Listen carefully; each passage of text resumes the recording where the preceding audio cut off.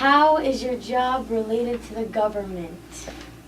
Well, I'm in the school system, so that means that I work for the Stonington Public Schools, which is basically the town government pays for my job. And I have all kinds of rules from the federal government and from the town government that govern what I'm supposed to do with my job. Okay, next question.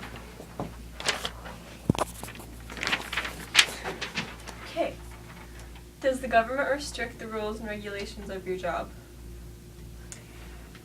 There are lots of outlines of what I'm supposed to do. There's certain things that I can and cannot do. I'm mandated by the state government and the federal government as a mandated reporter, which means that I work in an environment where there's children, and to keep them safe, I have to report anytime I'm aware of some kind of abuse.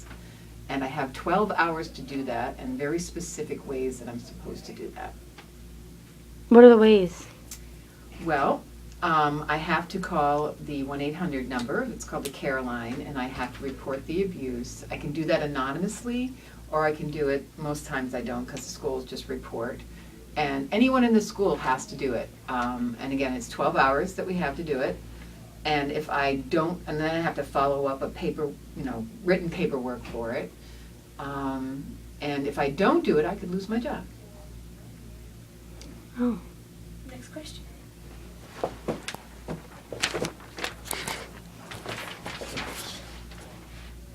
What do you do? Okay, I'm a school social worker, which means that I'm licensed or certified in the state government as a certified social worker, kind of like a certified teacher, but I'm a social worker. I'm also a licensed clinical social worker, which means that I'm licensed by the Department of Public Health in the state to be an independent therapist. And you don't only work at the school? No, I have a private practice where I work with adults.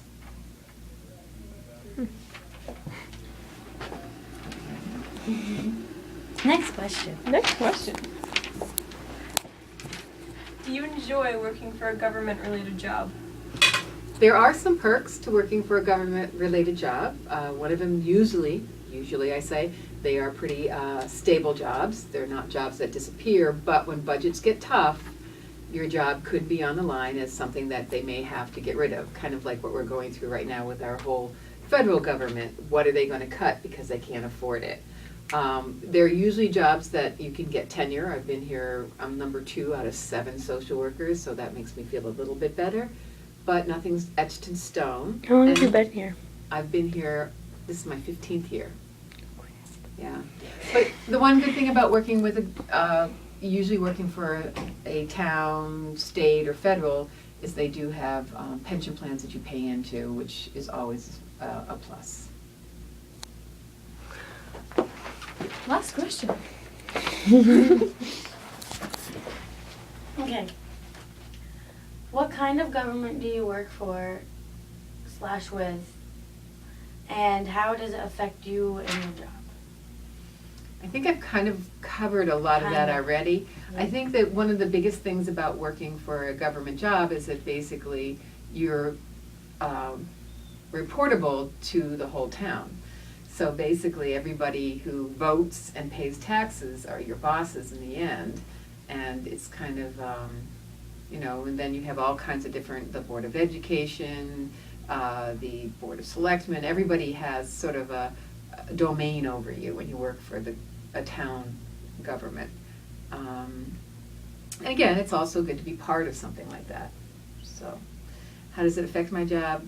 Not so much to a day-to-day, but it might affect my job as in, what they want to change or what they expect of me. So like yearly? Yeah, yearly. And there's a contract every year. And the other things is that every once in a while they'll make a new law that will affect my job, like they just passed a bullying law this last year. So you can't bully me. That's right, I can't bully you. Which I couldn't do that in the first place, but now there's a law that says I have to report it. So just even if somebody's being abused, I also have to report any bullying that I know about. So every once in a while they change things that I have to do. Do you ever read the contracts before you sign them, or you just sign them? Oh no, I read them. And then the other thing is that one of the things that changed changes is special ed law. And special ed law requires me to keep up on what's new on different forums and things like that, because I also have to, I have case management of kids outside of school. So those are laws that I have to always keep up on. So there's always something going on that's new and changing, a new name and new letters to remember, but it's not a bad thing.